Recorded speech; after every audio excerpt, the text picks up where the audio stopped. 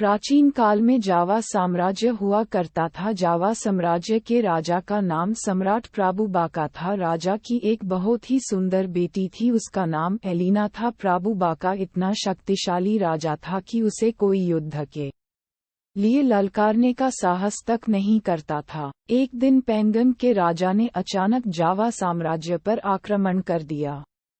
उसके बाद प्रभुबाका और पेंगन के राजा के साथ भीषण युद्ध हुआ। इस युद्ध में प्रभुबाका मारा गया।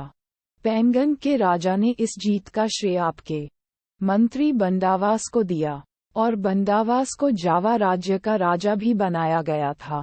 जावा के सिंहासन पर बैठने के कुछ दिनों बाद बंदावास ने राजकुमारी एलिना से शादी करने की इच्छा व्यक्त की। एलिना बहुत बड़ी उलझन में पड़ गई।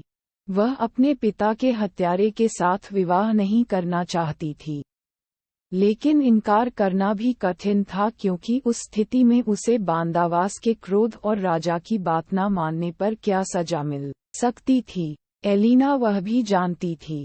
एलिना ने अपनी सहेलियों से इस बारे में विचार विमर्श किया। अंत में सहेली को एक उपाय सूझी कि विवाह की स्वीकृति दे दे, लेकिन ऐसी शर्त के साथ जिसे पूरा कर पाना संभव न हो। बंदावासा को विवाह की स्वीकृति के साथ शर्त भी भेज दिया गया। उसे 1000 मंदिर और 2 बड़े कुएं एक ही रात में तैयार करवाना होंगे। बंदावासा ने इस शर्त पर आपत्ति की, लेकिन जब उसे लगा कि इसके पूरा हुए बगैर विवाह संभव नहीं है तो वह राजी हो गया। बंदवासा के सहायक थे जिनके पास जादुई शक्तियां थीं। इसी शक्ति के बल पर असंभव को भी संभव किया जा सकता था। बंदवासा ने उसकी मदद मांगी और वह भी बंदवासा की मदद करने के लिए तैयार हो गया। काम शुरू करने का दिन निश्चित हो गया और काम उसी दिन शुरू हो गया।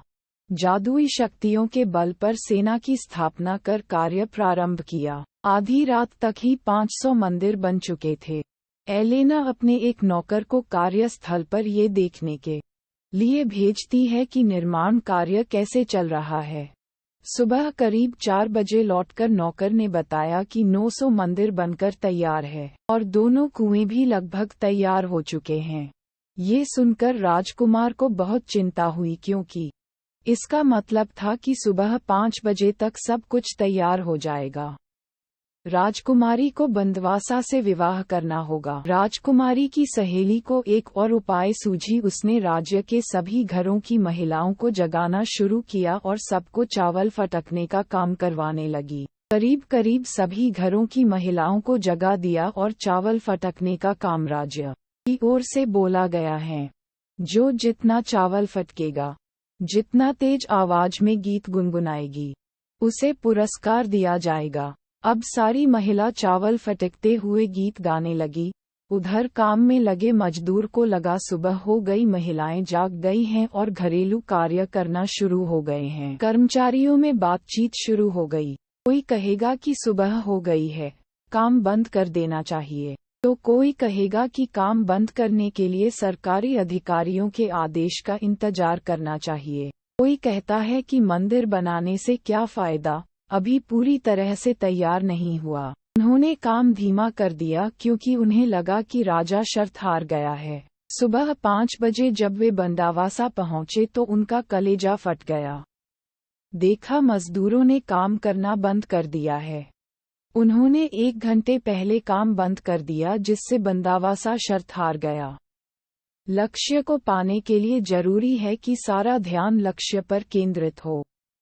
पता ही नहीं चला कि मंजिल बहुत दूर चली जाती है।